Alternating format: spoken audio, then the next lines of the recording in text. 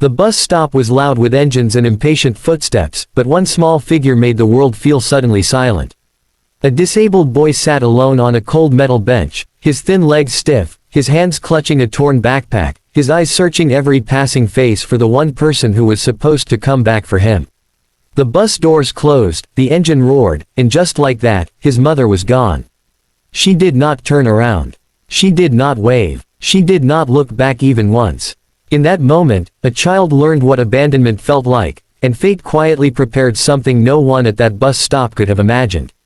If you believe in kindness, second chances, and the quiet miracles that happen when humans choose compassion over comfort, please take a moment to like this video, share it with someone who needs hope today, comment your thoughts, and subscribe to the channel.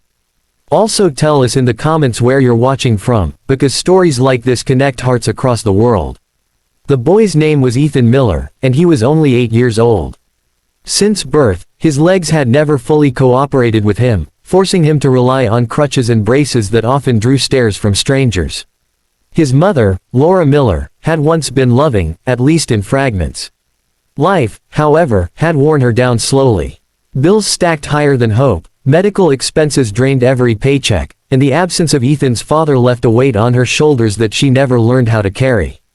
That morning, she told herself she was only stepping away for a moment, only catching another bus, only doing what she thought was best.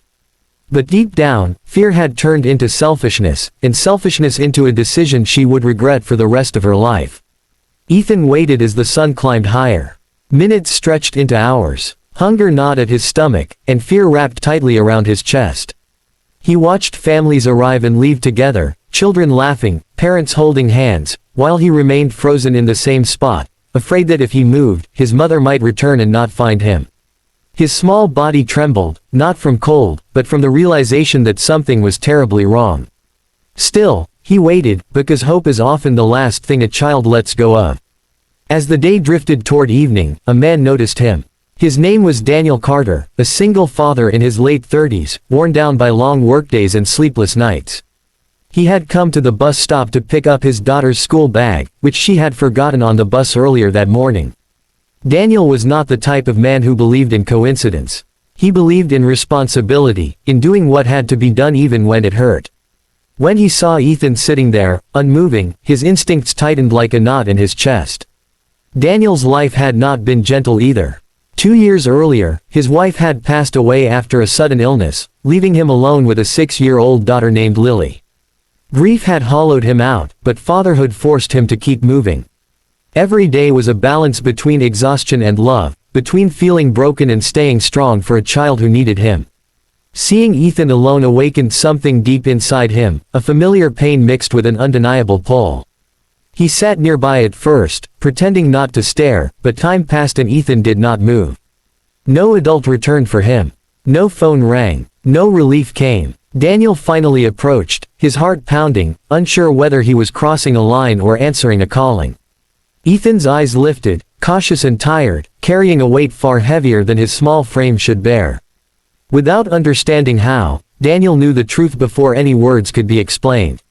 This child had been left behind. The authorities were called, and the story unfolded. Slowly, painfully. Laura could not be reached. Records showed missed appointments, overdue notices, and a pattern of quiet desperation. Ethan was taken to a temporary care center for the night, but Daniel could not shake the image of the boy sitting alone, waiting for someone who never came. That night, as Lily slept beside him, Daniel stared at the ceiling and wrestled with thoughts that frightened him. He had barely learned how to survive as a single parent to one child. The idea of taking responsibility for another, especially one with special needs, felt overwhelming. Yet the idea of doing nothing felt unbearable. Days turned into weeks, and Daniel found excuses to check on Ethan.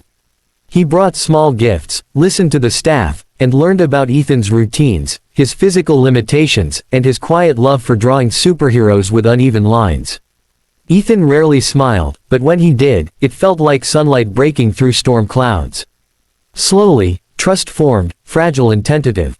Ethan began to look for Daniel when he visited, his eyes lighting up in a way that made Daniel's chest ache. When the system began discussing long-term placement, Daniel surprised even himself. He filled out forms with shaking hands, attended meetings he never thought he would, and faced fears he had buried deep inside. Friends questioned his sanity. Family warned him of the burden. But Daniel remembered the bus stop, the empty bench, and the child who had waited until hope nearly broke him. He knew that some moments in life demand courage, not logic. Bringing Ethan home was not easy. The house had to be modified. Routines were disrupted. Lily struggled at first, confused by the attention Ethan required. Nights were long, filled with medical instructions, emotional breakdowns, and moments when Daniel questioned whether love alone was enough. But something beautiful began to grow in the cracks of exhaustion. Lily learned empathy beyond her years. Ethan began to laugh, a soft sound at first, then louder, freer. The house filled with drawings taped to walls and quiet victories celebrated like miracles. Months later, news reached Daniel that Laura had finally come forward. Guilt had consumed her, but fear had kept her silent. She asked to see Ethan. The meeting was tense, heavy with unspoken pain. Ethan listened, his small hands clenched, his heart torn between the memory of abandonment and the comfort he had finally found. Daniel did not interfere. He understood that healing did not mean erasing the past, but facing it. In the end, Laura realized what she had lost. Ethan, with strength far beyond his years, chose stability over promises. Daniel was granted permanent custody, not because he was perfect, but because he showed up every day.